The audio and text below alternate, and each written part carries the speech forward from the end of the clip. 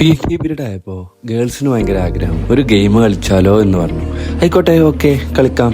അങ്ങനെ എല്ലാവരും റൗണ്ടാക്കി നിർത്തുകയും അതിലൊരു കുട്ടിയെ പുറത്ത് നിർത്തുകയും ചെയ്തു, ക്ലാസ്സിന് പുറത്ത് നിർത്തുകയും ചെയ്തു.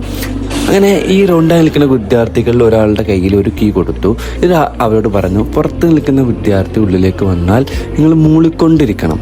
ആരുടെ അടുത്താണ് ഈ കീ ഉള്ളത് ആരുടെ അടുത്തേക്ക് എത്തുന്ന സമയത്ത് മൂളലിൻ്റെ പിച്ച് കൂട്ടണം. അങ്ങനെ ആ വിദ്യാർത്ഥി ഇത് ആരുടെ കയ്യിലാണ് ഈ കീ എന്നുള്ളത് ഐഡൻറ്റിഫൈ ചെയ്യുകയും വേണം. ഇതാണ് ഗെയിം. നോക്കുക.